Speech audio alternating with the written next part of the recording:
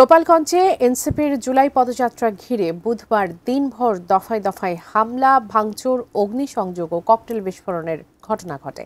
হামলাকারীদের সঙ্গে আইনশৃঙ্খলা রক্ষাকারী বাহিনীর সংঘর্ষে 4 জন নিহত এবং অন্তত 9 জন গুলিবিদ্ধ সহ আহত হন অর্ধ শতাধিক।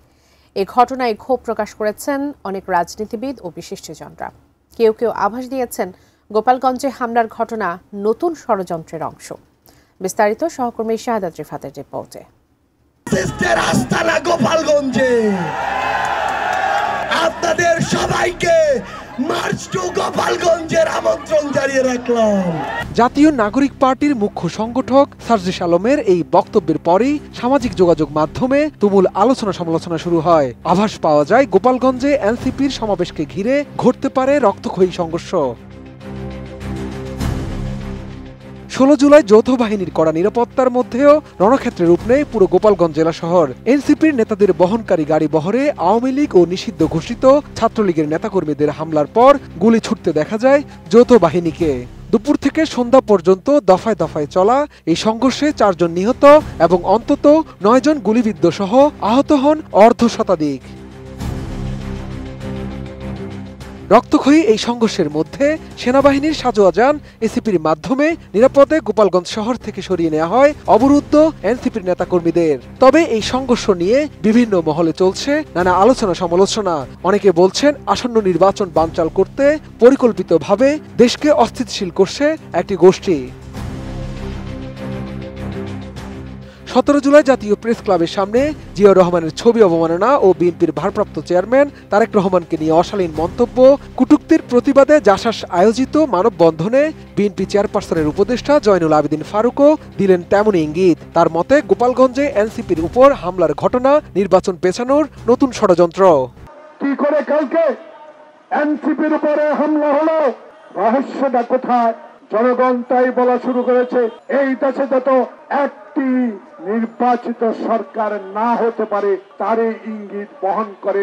সব মশার বিরুদ্ধে সুরক্ষা দিতে এলো বসুন্ধরা এক্সট্রিম অ্যারোসল, মশার বিরুদ্ধে এক্সট্রিম সুরক্ষা। জয়নুল আবেদিন ফারুক আরো বলেন, গতকাল গোপালগঞ্জে যে আক্রমণ এবং ন্যাক্কারজনক হত্যাকাণ্ড হয়েছে সে আক্রমণ দিয়ে কি বোঝানো হয়েছে তারা তা জানেন না।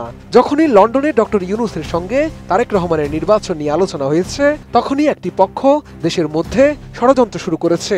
এই লন্ডন বৈঠকের পরেই ষড়যন্ত্রের বাতাস বইতে শুরু করেছে। শয়তানের পর গতকালকে কোন শয়তান, কার ইঙ্গিতের শয়তান গোপালগঞ্জে এনসিপি নেতাদের উপর হামলা চালালো? হামলা পরিকল্পিত। এ হামলার সাথে আওয়ামী দুঃশাসনে 1 লক্ষের উপরে পুলিশ যাদেরকে বিনা কারণে ছাত্রলীগ যুবলীগের চাকরি দিয়েছেন তারা এখনো পুনর্বহাল করা জানা উপদেষ্টা জাহাঙ্গীর সাহেব। জামায়াতকে বুঝে শুনে কথা বলার আহ্বান জানিয়ে ফারুক বলেন, অতীতে আপনারা বুঝে শুনে কথা বলেননি। 1971 সালে পাকিস্তান হানাদার বাহিনী যখন বাঙালির উপর হামলা করে তখন কারা আনন্দ মিছিল করেছে, কারা পাকিস্তানের পক্ষে ছিল তা সবাই জানে। আপনাদের ইতিহাস জাতি জানে। আপনাদের ইতিহাস জাতির কাছে প্রকাশ করতে বাধ্য করবেন না। স্বরাষ্ট্র উপদেষ্টা ও প্রধান উপদেষ্টার উদ্দেশ্যে তিনি বলেন, গতকাল গোপালগঞ্জে কে এনসিপির নেতাদের উপর হামলা করলো? 11 মাস চলে গেল, একটা নির্বাচন দিতে পারেননি। যখন নির্বাচনের দিন তারিখের কথা বলা হয় তখনই ষড়যন্ত্র শুরু হলো। 11 মাসও আপনি যখন নির্বাচন দিতে পারেন নাই, ঠিক নির্বাচনের যখন একটা নির্দিষ্ট সময় ঘোষণা করলেন তখন এই গোপালগঞ্জের ঘটনা ইঙ্গিত বহন করে দেশে যাতে আর নির্বাচন না হতে পারে, যাতে অনির্বাচিত সরকার ক্ষমতায় থেকে বাংলাদেশের মানুষকে আবার অবহেলা করতে পারে, সেই কারণে এই ষড়যন্ত্র। নির্বাচন বিলম্ব করার পায়তারা না করে যত দ্রুত সম্ভব সুষ্ঠু নির্বাচনের ব্যবস্থা করার আহ্বানও জানান জয়নুল আবেদিন ফারুক। শাহাদাত রিফাত, এটিএন নিউজ, ঢাকা।